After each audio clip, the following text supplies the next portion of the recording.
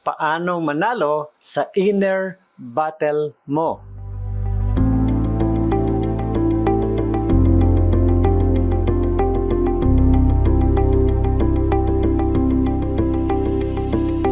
Kamusta po kayo?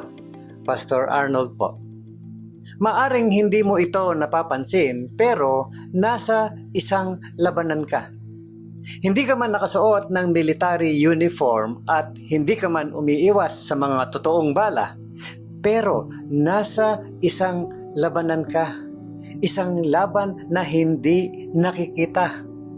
Ito ay tinatawag na spiritual battle o spiritual na pakikipaglaban. Nasa laban na ito tayo mula nang tayo'y ipanganak hanggang sa huling araw ng ating buhay. Sinasabi ng Bible na may tatlong kaaway na gustong sirain ang buhay mo at ang lahat ng nais gawin ng Diyos sa pamamagitan mo.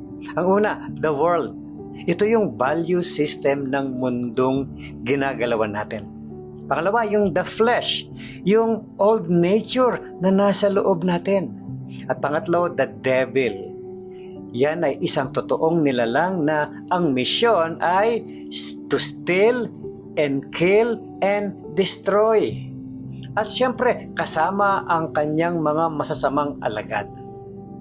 At tandaan mo, hindi mo makukuha ang victory sa laban na ito gamit ang bala or military strategy. Sabi sa Bible, "For our struggle is not against flesh and blood, but against the rulers, against the authorities, against the powers of this dark world, and against the spiritual forces of evil in the heavenly realm." Ephesians 6 verse 12, New International Version. Sa laban na ito, si Jesus ang pinakamahalaga. Siya ang dapat maging general ng buhay mo, ang namumuno at gumagawa ng plano para sa laban. Pwede kang maniwala kay Jesus, pero hindi sapat yon para manalo doon sa inner battle na yon.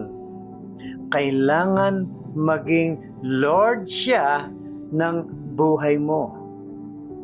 Maraming tao ang naniniwala kay Jesus, pero para magkaroon ng tunay na tagumpay laban sa world, the flesh, and the devil, kailangan higit pa siya sa isang paniniwala mo lang. Sabi sa Romans 7 verse 24 and 25, "What a wretched man I am!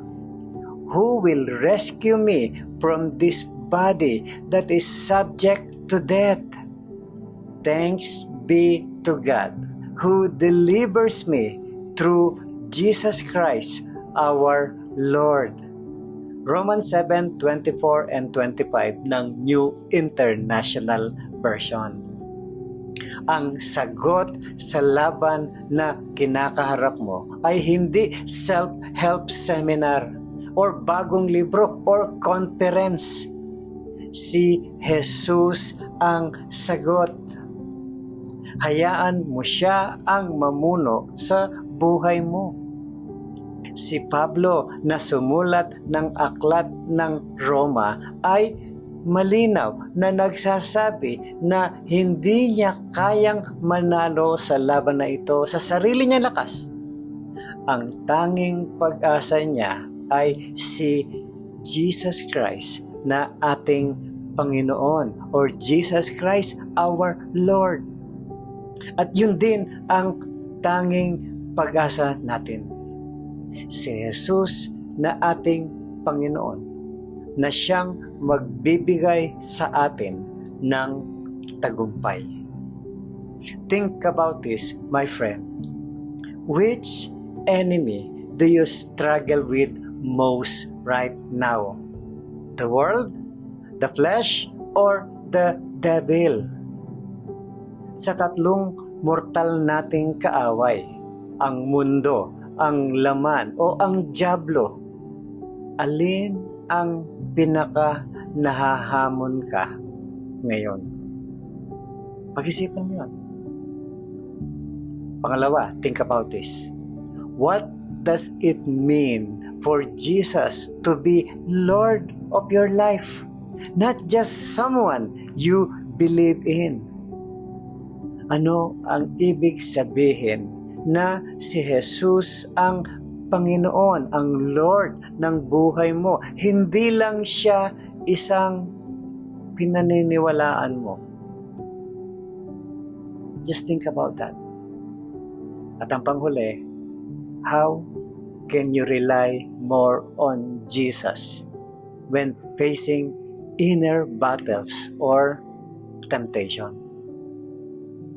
Paano ka mas makakaasa kay Jesus kapag may laban sa loob mo or maging tukso or temptation? Muli po, ito si Pastor Arnold Adriano. At ang encouragement na ito ay hatid sa inyo ng Malabon Community Church. Have a great day, my friend. At sa araw na ito, piliin natin magtiwala sa Diyos na may hawak ng lahat.